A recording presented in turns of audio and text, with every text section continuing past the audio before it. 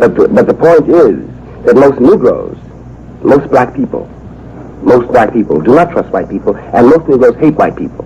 And as long as this country, as the white people in this country, use all the fantastic evasions which they do use to protect themselves against this knowledge, there's one thing every white man in this country knows. He knows he would not be black here, no matter what else he doesn't know.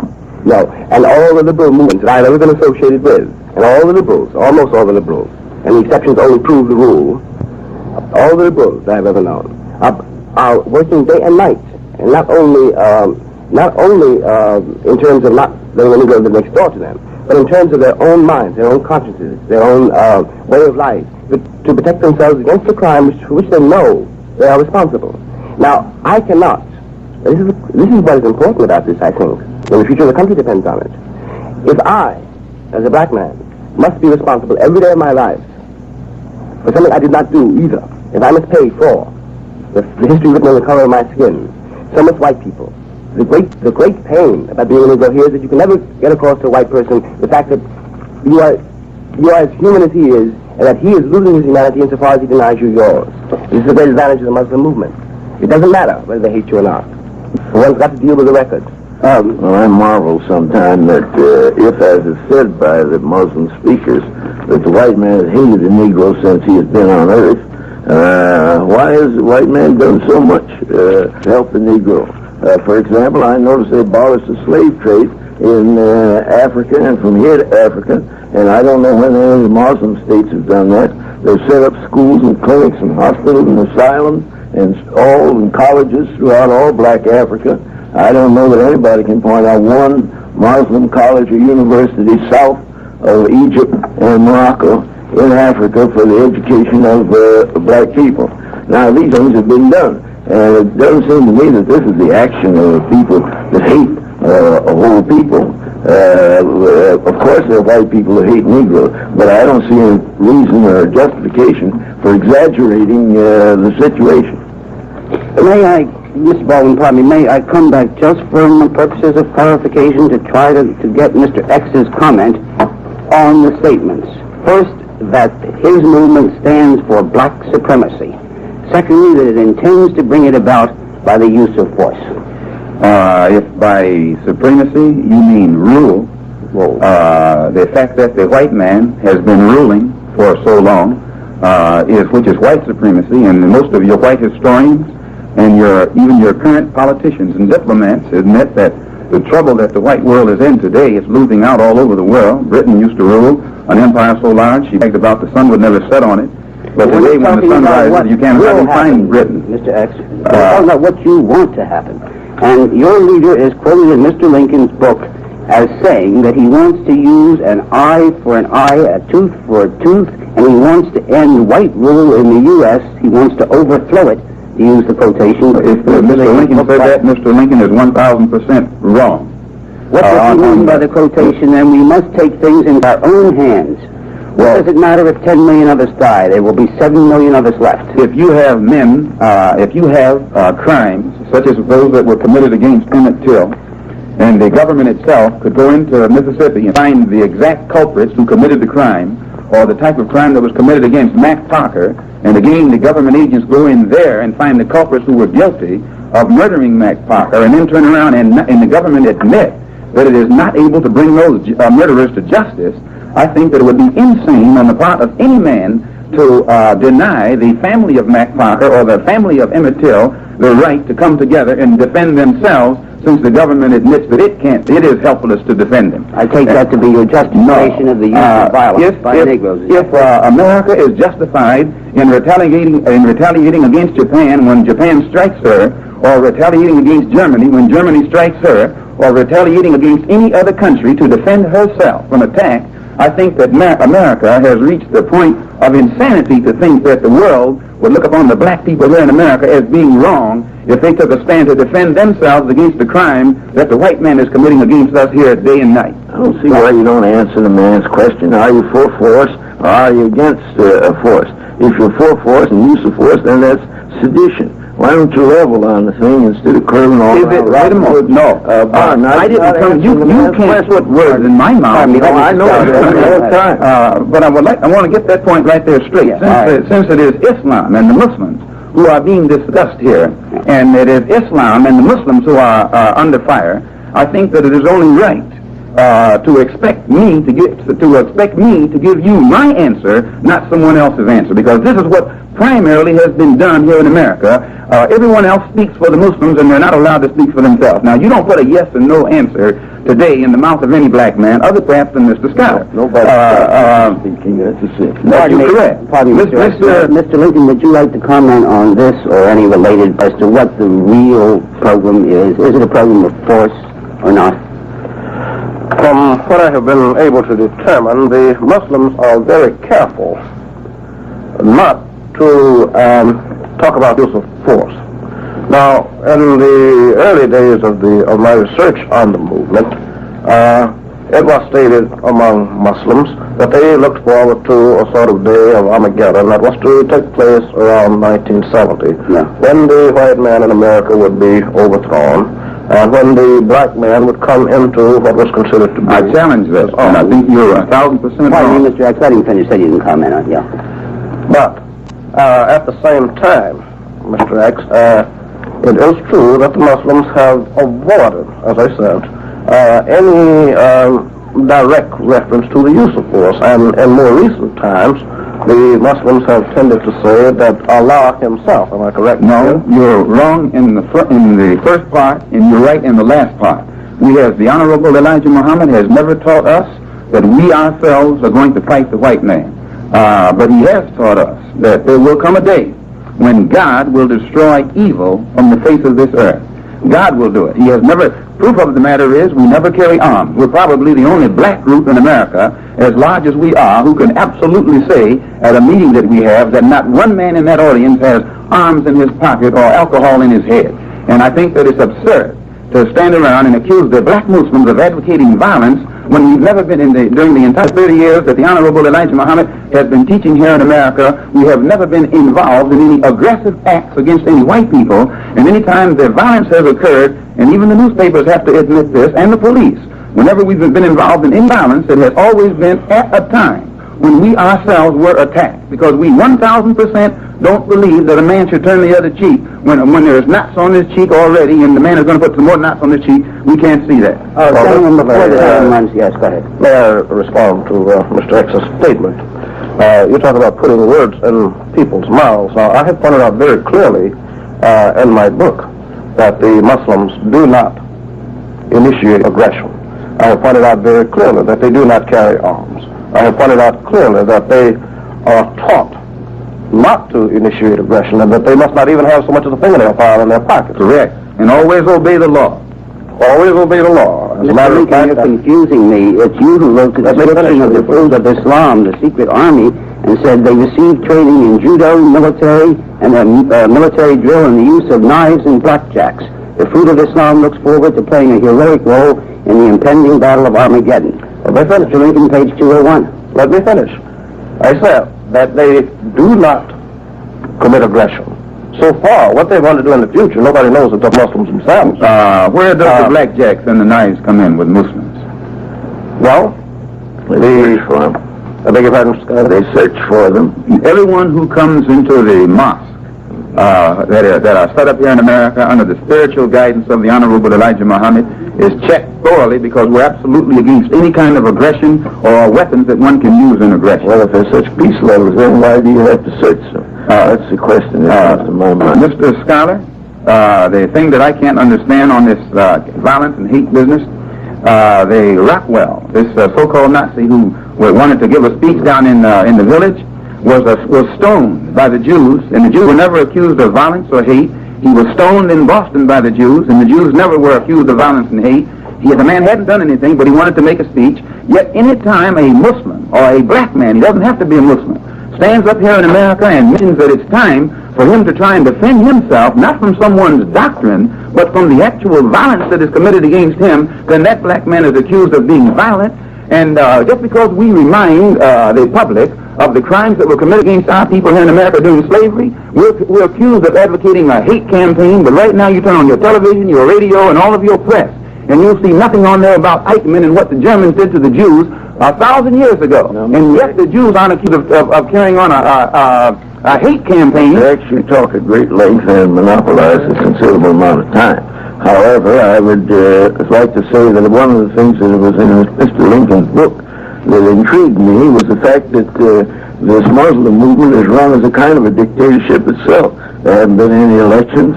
People have tried without having anything to say about it and cast into the outer limbo. The women are subordinated and have no voice within the movement. Now, that doesn't seem to me like something new in the world. It seemed to me to be pretty reactionary. You wrote in the Pittsburgh Courier, Mr. Scholar, about the Muslim movement yourself on May the 30th, 1959, at which time you said, from what I have seen and heard about the program of the black Muslims in this country in the past few years, I conclude that there is much to commend it to other sects and religious groups, many of whom seem to be distressingly unwitting in their way. I just said that. You also pointed out that not only do the Muslims believe in it, meaning this economic progress, but they are doing it. They are not only preparing and serving their food, but they are growing it. This is what you wrote. You also said, we are alone in not doing this in regard to setting up economic enterprises for ourselves, so we are always rattling the tin cup and begging for succor. Now, you see, that's what you get for trying to be nice. Now, I just told Mr. X here a little while ago that this was a part of the Muslim movement which I commended very highly. You don't have to go back to what I wrote a year or so ago. I said that this afternoon, and I say it again. But you haven't dealt with the issue that I raised about the Muslim movement being dictatorial itself. Sir, it's because we have unity. No, sir. It's because we have complete unity, and again, the worst critics of the Honorable Elijah Muhammad give him credit for establishing better discipline and unity among his followers than has ever been established among any so-called Negroes in America. And anytime there is unity in any country that has a philosophy or a doctrine or an aim that's in opposition to the power existing bloc. Mr. Scholar wants to come in, and we have to move on to another point. Mr. Scholar, you want to drop this point now? I don't think you men are going to agree. Well, of course, we'll never agree, and I won't drop it, but I will not want to monopolize the time. Mr. Scholar has made an issue about our religion and about the Muslims being the ones who create all this. He made the point, and I think I want to clear it up. He has made an issue about our religion. Pardon me, Mr. X, I must call you to order here. Mr. Scholar has dropped the point, so we can move to something else. I want to bring Mr. Baldwin in here, if I may, because I've been very much interested in your articles in Harper's and the Times and so forth, in which you explain the whole Negro mood, part of which is expressed through the black Muslims, as in part of reaction to world events, particularly Africa. And this is a new Negro, you say.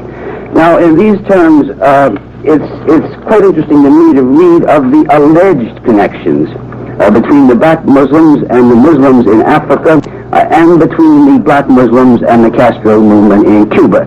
Do you know anything about this?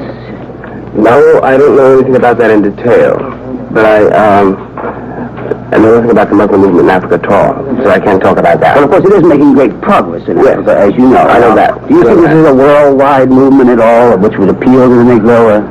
Well, how can I put it? No, it seems to me to be arguing in a way almost after the fact. If you're talking about power, it is very, very clear that the Western nations, the white nations, that power is broken. The connection between Cuba and American Negroes I can see very well, because the way that the United States role in Cuba are exactly analogous, in the mind of any Negro living in this country, to the situation he finds himself in here. Now, again, I have to come back to this point. We are really talking about power, and we can't argue with the Muslim movement in those terms, because, I repeat this, they're only imitating. They're simply doing the same thing that the white world has done for all these years. Now, that has been my objection to the Muslim movement. It seems to me that what we in this country do not know and have not faced is that we can very well isolate ourselves on this continent, because the world is no longer white at all. We do not know what to do in the first place.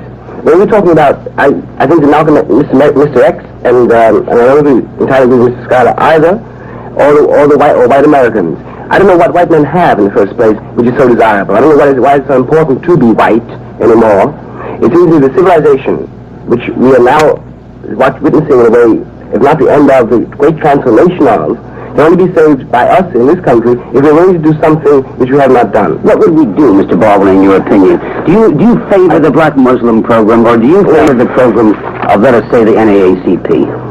Well, I'm trying to get this. I think the NAACP program is probably outmoded because when you have a situation where the legality of a country is in question, when one does not know what is legal anymore, one has got to revise the entire system. The NAACP says what is legal is the integration of American life. What is legal then? What is illegal then in Mississippi? Integration of American life. How does one achieve it then in Mississippi? The NAACP says you keep trying until you achieve And it. Mr. X responds that we're not He says waiting. he's impatient. Mr. X responds and says he will not wait 100 years. He says something else. He says he doesn't want it either. I say, wait a moment. No, don't say what I say. I say that the black masses themselves in America are impatient, and that the white man does not know how the black masses think any more than he knew how the peasants in Cuba thought when he went in there and thought that they would rise up inside when Well, now, you said the white man does not know, and I'm sure I don't know. He doesn't know, sir. He doesn't know because he's not being told by his so-called Negro advisors, or the ones that he has set up as spokesmen for the so-called Negro. Well, these so-called advisors, I thought, were men of some knowledge about the Negro community. They never live in the Negro community. Ralph Bunch has denounced you as a totally escapist movement. Roy Wilkins, Executive Secretary of the NAACP, says you are preaching pure hatred. Thurgood Marshall called you such violent names I won't repeat them. Now, I hear that each one of those. Edmund Martin Luther King says you are simply one of the hate groups arising in our midst. I think all of that. Wait a moment, sir. I think that in fairness, since these things that you read to your audience, in order for you to be fair, I have to make my comment. Go ahead. Number one, these so-called Negro leaders that made these statements, it's contrary to our policy ever to attack anyone personally, only in defense. And I think that each one that you read off, you couldn't find them in Harlem. The only time you ever see any one of those that are made spokesmen by you, parrots, by the white man, you would never find them in Harlem. You find them at the Waldorf Astoria. And as far as them knowing how the black man out there in the street thinks, all you have to do is do like John Griffin, this white man who posed as a Negro did for 6 weeks. He was a pseudo-Negro, and yet he comes back today and he's an expert on how a Negro is supposed to feel. And we've been black all of our lives, and when we step up and try and tell you how a black man who is born black feels, you think that we're haters or racist or something of that sort. And I think that it's just one comment. Yes, I'm from Harlem too. I was born in those streets and raised in them, and I think I know something about it too. All the condemnations from Mr. Bunch, et cetera, are all far too simple. The challenge that this movement represents, and I think it's very easy to think about it simply as a movement. The challenge this movement represents has nothing to do with what they call themselves, or even what their aims are. Whether this is going to say what their aims are, or whether or not we know. The challenge this movement represents is finally whether or not this country means to be what it says it is. Are we free or are we not? And we can only decide this one way. If the country wants to be free, then it has got to do something to prove it. And as long as we're not willing to do it, then the Muslims will gain more and more ground, and not only here but all over the world. If we merely say, I think we should put the governor of Mississippi in jail, as opposed to putting harmless people who challenge House Un-American Activities Committee in jail. I think that what is emphasized, Mr. Baldwin, I still don't have clear whether you favor the black Muslim program or the NAACP program. Two different approaches. But I will not answer it that way. I certainly don't favor the black Muslim movement.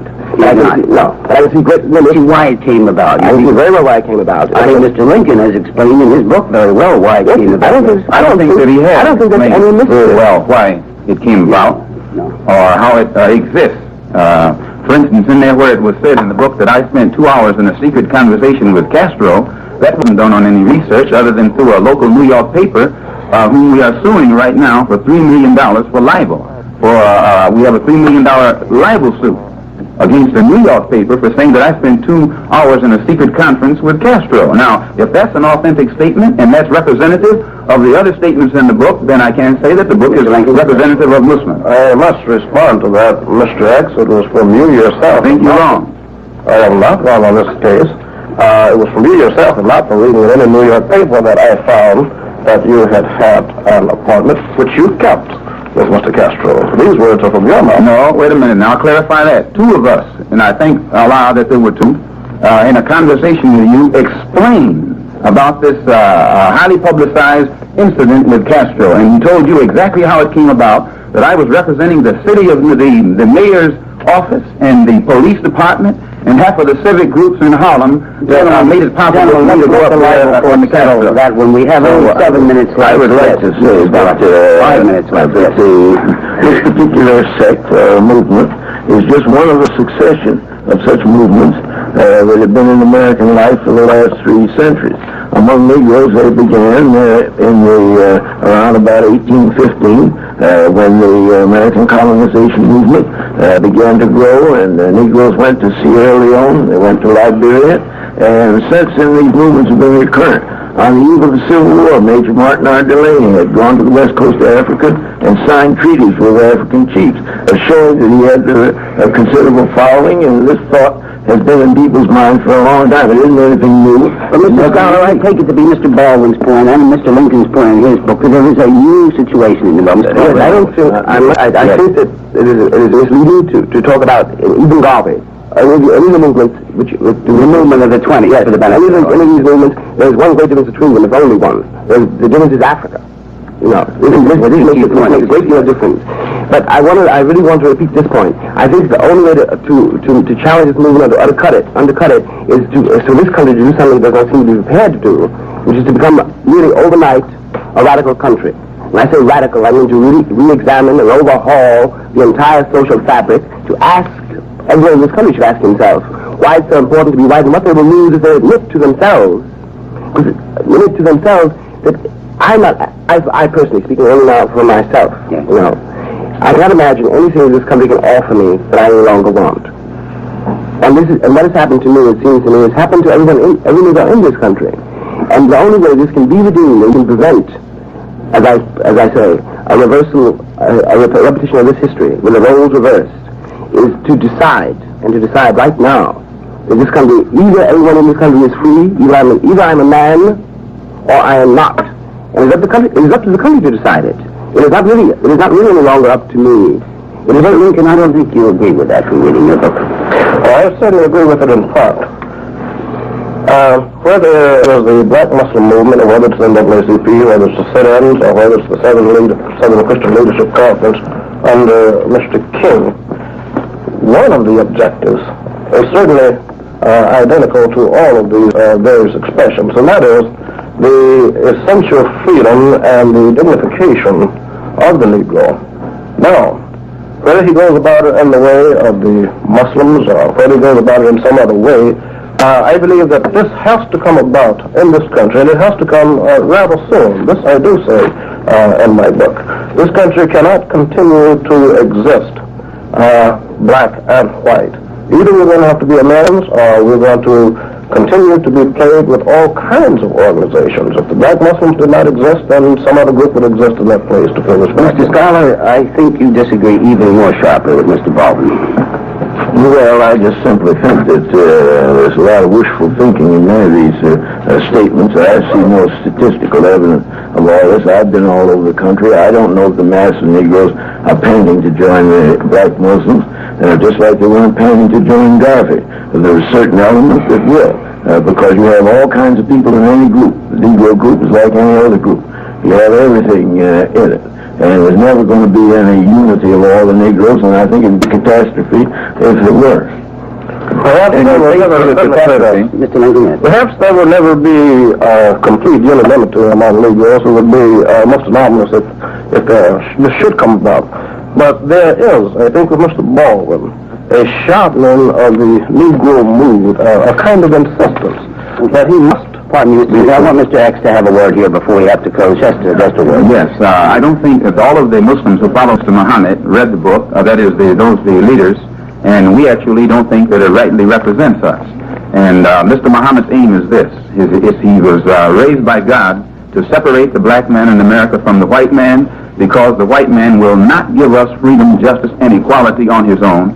And he also teaches us that if white America can't give the black man in America complete recognition as a human being immediately, right here, then we have to separate, and God will give it to us. And he also teaches us that all of the trouble that America is having, just like Pharaoh had trouble in the Bible because he mistreated the slaves, every trouble, political and otherwise. I have the cutoff signal. I'm sorry for this discussion. Thank you, Mr. X, Mr. Eric Lincoln, Mr. James Baldwin, and Mr. George Scholar. Your host was Eric F. Goldman, professor of history at Princeton University. Professor Goldman's guests today were Professor C. Eric Lincoln, James Baldwin, Malcolm X, and George S. Scarab.